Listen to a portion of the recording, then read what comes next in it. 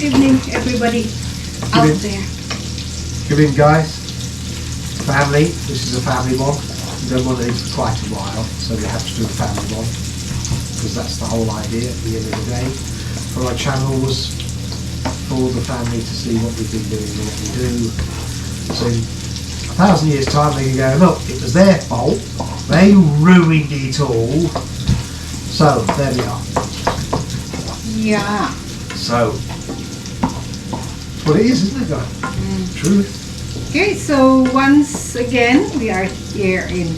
It has been a long time. We haven't been having a chat here in the kitchen. No. Yeah. We have an extra reason this particular thinking why are you suddenly doing this? Yeah. Shemay and everybody, if that's what you're thinking. Well, no, we have to have a catch up and say hello to everybody, so everybody feels like they're part of this, even though you're all so many miles away. We are doing it for you, and you never seem to get a mention, so it's time for us to give you a mention. But first news off that we have to say is that Phillip has got COVID-19 and he's not very well. Yeah. So he is in self-isolation. It didn't really affect us because we both had the double jab. We don't have to self-isolate or anything because that's happened, but obviously he does, and he hasn't been very well, bless him. So hopefully today or tonight he'll be a little bit better. If not tomorrow, we will be getting in touch with the doctors to then deciding what they want to do next. We can't let him carry on the way he is because he's not well enough to do that. Yeah. And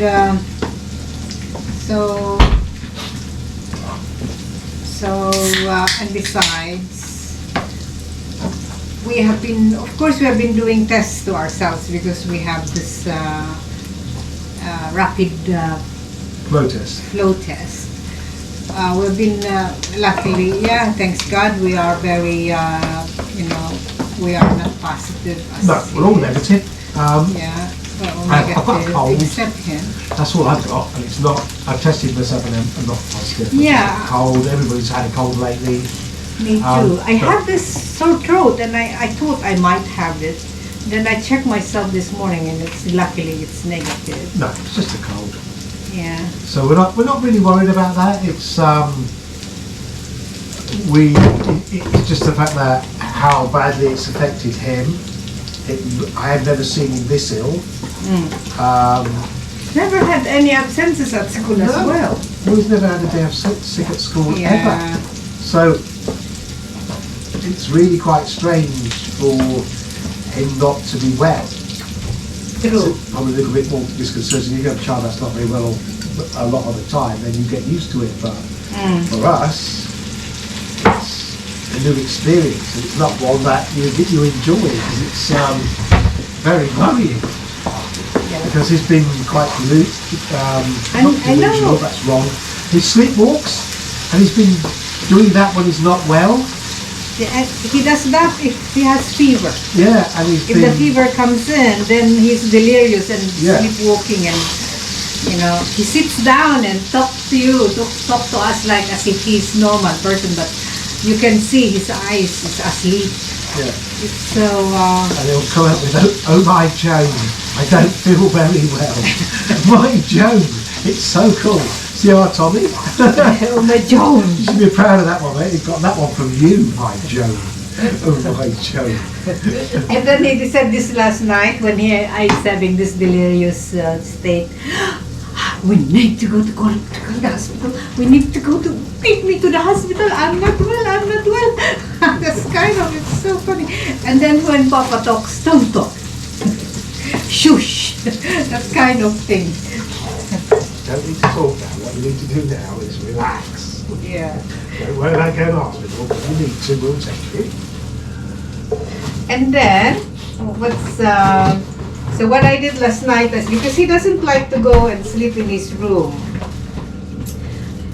He sleeps in then he, being unwell as well, he prepared it. He prepared his favorite settee, covered it wood, and then, made it very comfy for him.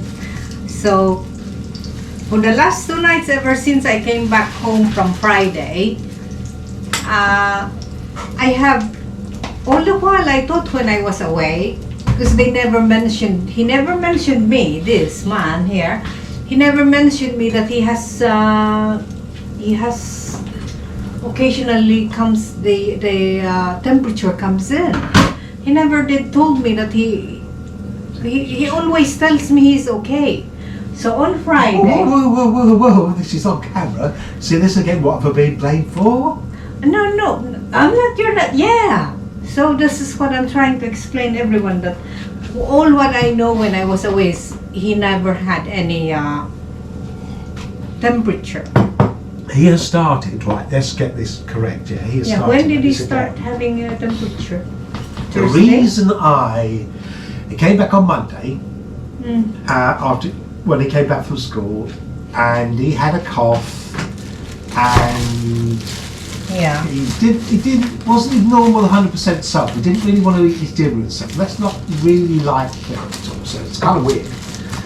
And then the next morning I thought, I better just give him another test, because this cough is going, and this cough has got worse now.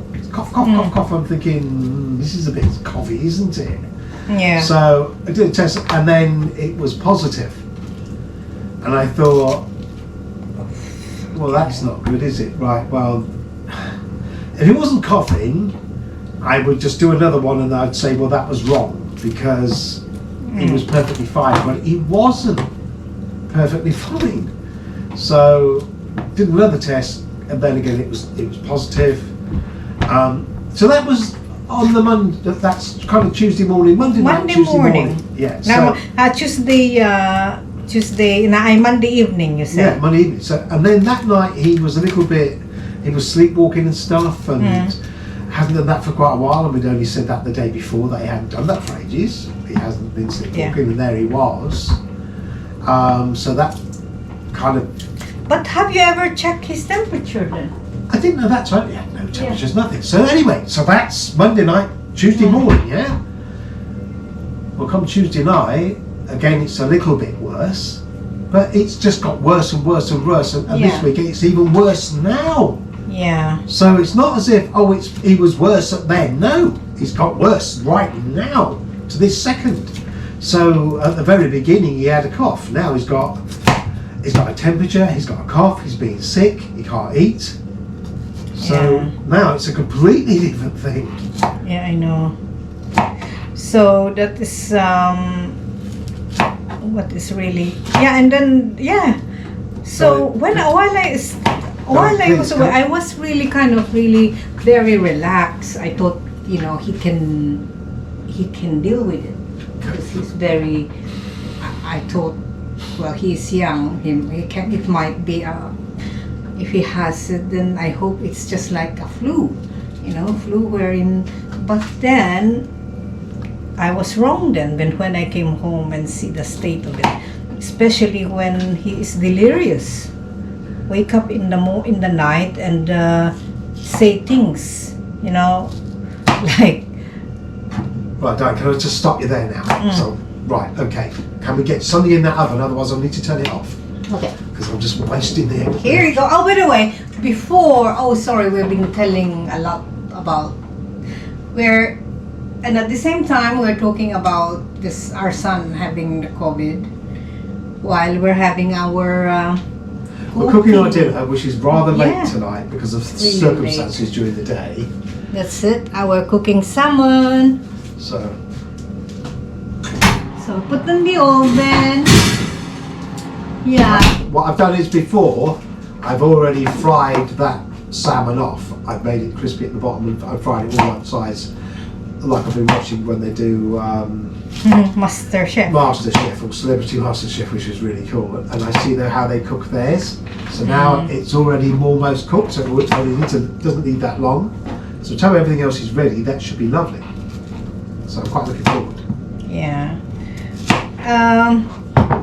And going back to Philip having this COVID, anything he eats, he gets sick. I don't know if that's a part of being, or part of having a COVID, you know. But saying that, I can remember when I was younger as well, when I had the flu. I just don't. Everything is bad. Everything, your appetite and stuff like that. But at the moment, Bati really is. But he's trying his best to get well, because when we say, you know, you have to eat a little bit, although he gets sick after, he does listen. It's so funny. He's such a very compliant boy. You say, and then he eats a little bit. The wrong thing is, after he eats, he gets sick and takes it all out. So I don't know. Too small, right? Yeah. Okay. Are we just boiling the? Yeah.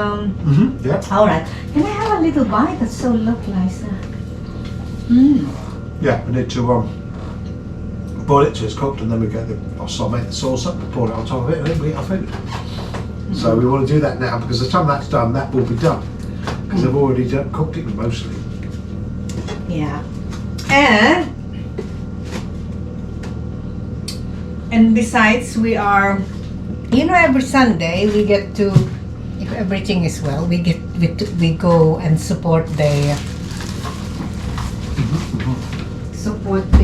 cause of they support the Camp BEAGLE. That's what we do every Sunday on Sundays. We were planning about that last week, and we told everyone there that we will come and join them again. But then today and this weekend, we really have become, you know, it's so unfair. Even if we are not, we cannot do that. We cannot leave Bati and, you know. It's got COVID on it, and he's not very well. How can we just leave him? Of course we can't. Sorry guys, but we can't. So sorry guys, come BEAGLE. But please, come on guys, support, yeah? We are. To help them out, because those dogs don't deserve it. I know. Anyone who's listening to this, we're talking about the NPR Beagles Yeah, the Huntington. in Huntingdon. We're supporting their freedoms, or the closure maybe of the company, or fully stop of animal experimentation. It's not, you know. We'll put those in when it's... No, it's not in the frozen bin, is it? It's they put those in the oven. So they're not frozen, it's just better. So when it's the right time, we'll put those in. So, but Philip has asked for chicken broth.